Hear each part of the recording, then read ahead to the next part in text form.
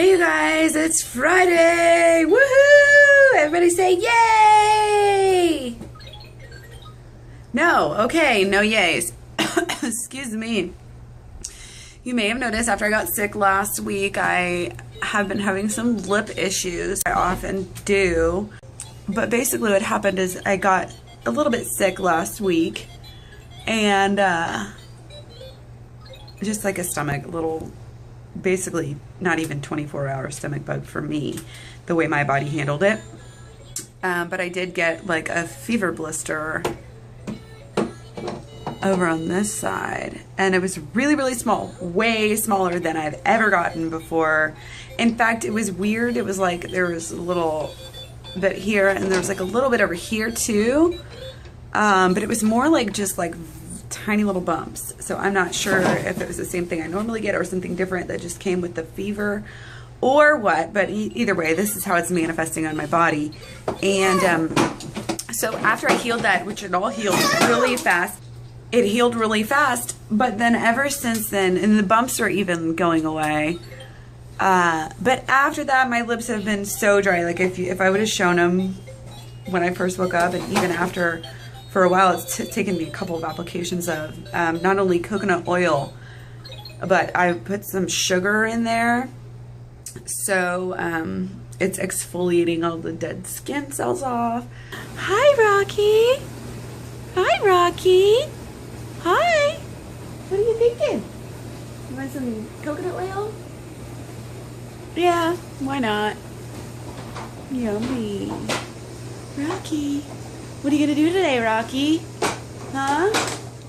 Gonna chill out? You gonna chill out, you little sweet dog? It's okay. It's okay. It's like thinking about just laying down.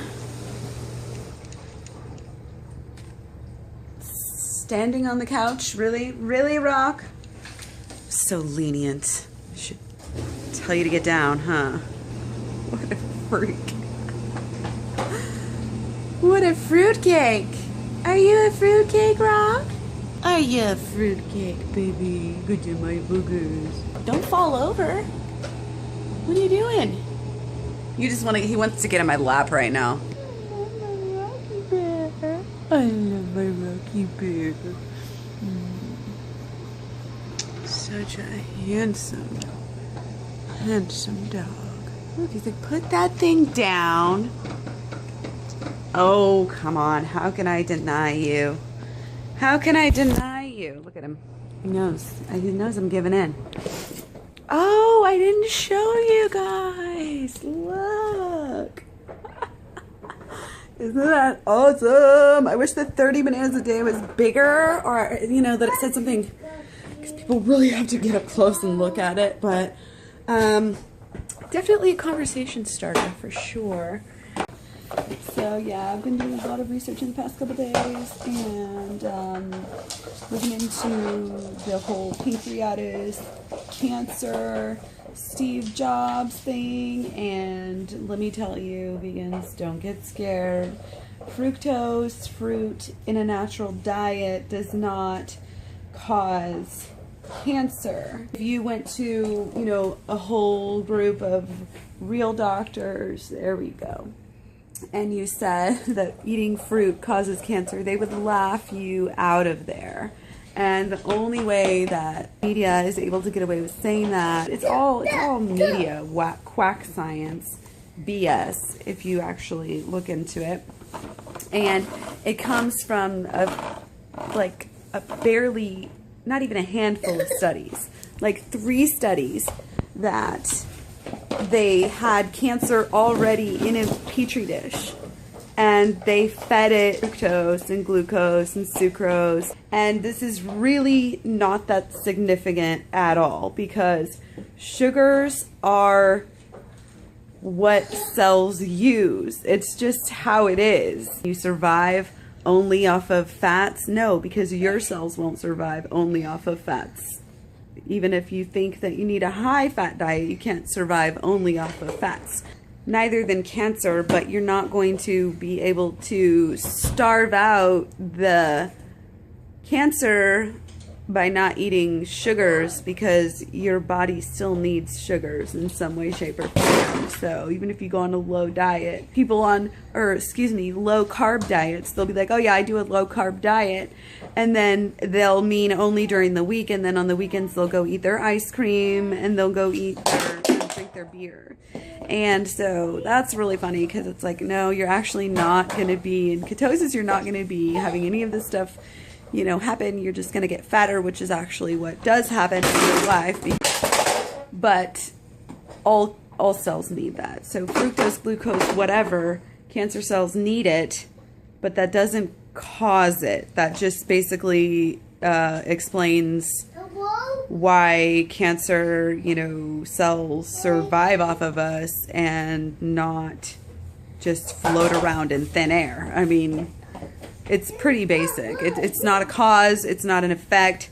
Maybe, possibly, you might, you know, there might be a question of, if you already have cancer, should you be eating on this diet? Should you be eating unlimited fruits? I might, and I would still want to look into that before I even said probably.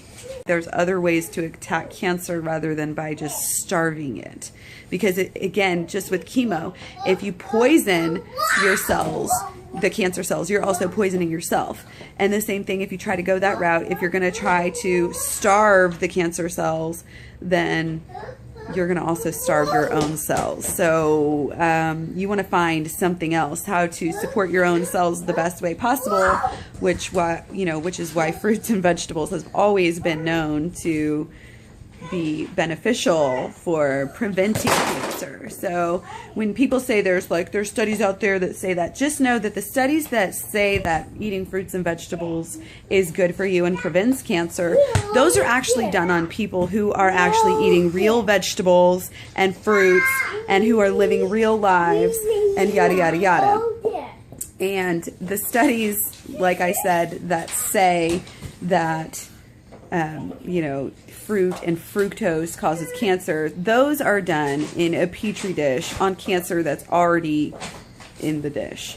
So just to clarify that, I know when I first started looking into this, you know, I get a little nervous when my beliefs get challenged and I don't know the answer. And so I love to just keep on looking for it and sharing it, because I know, you know, not everybody out there is a vegan genius and we all need some help. So, oh, by the way, I just want to show you, back before I was vegetarian or vegan or anything, I knew the power of fruit. I'm telling you, I got the fruit tattoo. I eat the skins off kiwis my whole entire life. What, you got to be in the picture? So this shirt is actually Monavi, or Monavi, and it is a high antioxidant superfood fruit juice that has the acai berry in it, which Freely was just talking about, I believe last week or so, or a couple of weeks ago, I guess it was now. And yeah, I have to say, this is one thing that we've done, and I actually don't buy it anymore because I don't feel really the need to. With this diet, you get all the antioxidants that you need. Not many people know that we actually have a daily requirement for antioxidants. I don't know what it is off the top of my head, and it's not made really public yet in the US. Nobody's like really talking about it, but I believe in the next 10 years or so it's going to be worked into our labels and foods and everything, and our dietary guidelines.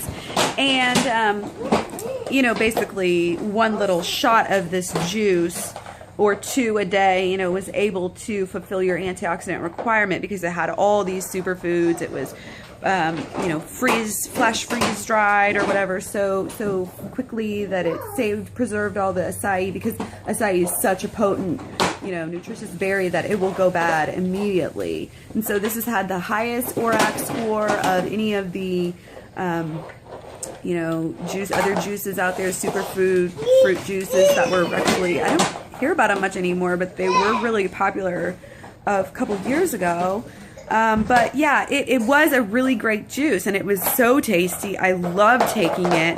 I still would back it up. I think it's really sustainable and really good for you. And when we used to get fevers more often on our old diets, even though we were taking this, but when we did get a fever, I remember we would take some of this, maybe like more shots of it, you know, like just keep taking shots of it, and the fevers would go away really, really, really quickly.